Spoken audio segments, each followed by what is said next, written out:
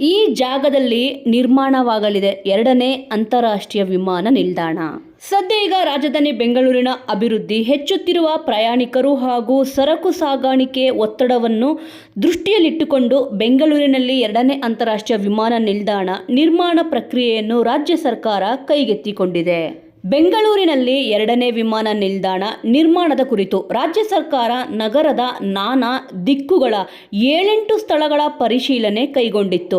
ಇದೀಗ ಭಾರತೀಯ ವಿಮಾನ ನಿಲ್ದಾಣ ಪ್ರಾಧಿಕಾರದ ತಾಂತ್ರಿಕ ಮಾನದಂಡ ಆಧರಿಸಿ 3 ಸ್ಥಳಗಳನ್ನು ಪರಿಶೀಲಿಸಿದ್ದು, ಮುಂದಿನ ವಾರ ಕೇಂದ್ರ ವಿಮಾನಯಾನ ಸಚಿವರನ್ನು ಭೇಟಿ ಮಾಡಿ ಅಂತಿಮ ನಿರ್ಧಾರವನ್ನು ತೆಗೆದುಕೊಳ್ಳಲಾಗುವುದು ಎಂದು ಸಚಿವ ಎಂ.ಬಿ. ಪಾಟೀಲ್ ಅವರು ಮಾಹಿತಿ ನೀಡಿದ್ದಾರೆ.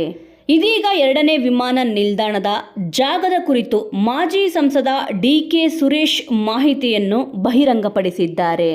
ಈ ಕುರಿತು ಮಾಧ್ಯಮಗಳ ಜೊತೆಗೆ ಡಿ.ಕೆ. ಸುರೇಶ್ ಅವರು ಮಾತನಾಡಿ, 2ನೇ ವಿಮಾನ ನಿಲ್ದಾಣ ಎಲ್ಲಿ ಬರುತ್ತದೆಯೋ ಗೊತ್ತಿಲ್ಲ, ಒಟ್ಟು ಮಾಗಡಿ ಸುತ್ತಮುತ್ತಾನೇ ಬರುತ್ತದೆ.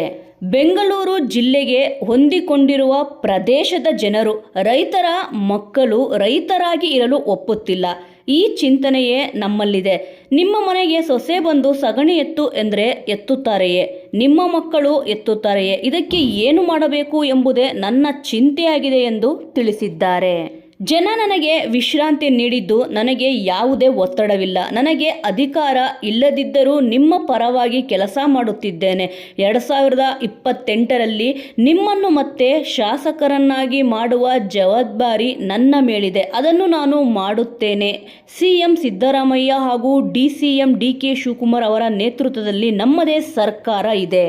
ನಾನು ಹಾಗೂ ಶಿವಕುಮಾರ್ ಅವರು ಬೆಂಗಳೂರು ದಕ್ಷಿಣ ಜಿಲ್ಲೆಯನ್ನು ಮಾದರಿ ಜಿಲ್ಲೆ ಮಾಡುವ ಮಾತು ಕೊಟ್ಟಿದ್ದೇವೆ. ನಾವು ಅದನ್ನು ಮಾಡುತ್ತೇವೆ ಅಂತ ಹೇಳಿದ್ದಾರೆ. ಬಮೂಲ್ ರೈತರ ಸಂಸ್ಥೆ, ಇದನ್ನು ಬೆಳೆಸುವುದು ನಮ್ಮ ಕರ್ತವ್ಯ. ಈ ಕೆಲಸವನ್ನು ನಾನು ಮಾಡುತ್ತೇನೆ. ಇದಕ್ಕೆ ಎಲ್ಲ ನಾಯಕರ ಬೆಂಬಲ ಬೇಕು. ಎಲ್ಲರ ಜೊತೆಯೂ ನಾನು ಚರ್ಚೆ ನಡೆಸುತ್ತೇನೆ. ನನಗೆ ಡೈರಿಯ ಸಂಬಳ, ಡೈರಿಯ ಅನುಕೂಲಗಳು ಬೇಡ. ನಾನು ಇರುವ ತನಕ ಪ್ರಾಮಾಣಿಕವಾಗಿ ಕೆಲಸ ಮಾಡುತ್ತೇನೆ. ನನ್ನ ಮೇಲೆ ಇಟ್ಟಿರುವ ನಂಬಿಕೆಗೆ ತಕ್ಕಂತೆ ಕೆಲಸ ಮಾಡುತ್ತೇನೆ. ನನ್ನ ಮನವಿ ಎಂದರೆ ನಂದಿನಿ ಉಳಿಸಿ, ಬೆಳೆಸಿ, ಉತ್ಪನ್ನಗಳನ್ನು ಬಳಸಿ ಅಂತ ಹೇಳಿದ್ದಾರೆ. ನಂದಿನಿ ಉತ್ಪನ್ನಗಳ ಬೇಡಿಕೆಗೆ ತಕ್ಕಂತೆ ಪೂರೈಕೆ ಸಾಧ್ಯವಾಗುತ್ತಿಲ್ಲ. ಉದಾಹರಣೆಗೆ ಪನ್ನೀರಿನ ಬೇಡಿಕೆ 5% ಮಾತ್ರ ನಾವು ಪೂರೈಕೆ ಮಾಡುತ್ತಿದ್ದೇವೆ. ಇದನ್ನು ಹೆಚ್ಚು ಮಾಡಬೇಕು ಎನ್ನುವುದು ನಮ್ಮ ಉದ್ದೇಶ. ಜನರೇ ನಂದಿನಿ ಉತ್ಪನ್ನಗಳನ್ನು ಹೆಚ್ಚು ಬಳಸುವ ಮೂಲಕ ಮಾರುಕಟ್ಟೆ ಹೆಚ್ಚು ಮಾಡಿಕೊಡಬೇಕು. ಹೊಸಕೋಟೆಯಲ್ಲಿ 22 ಎಕರೆ ಜಮೀನು, ದೊಡ್ಡಬಳ್ಳಾಪುರದಲ್ಲೂ 8 ಎಕರೆ ಜಮೀನಿದೆ.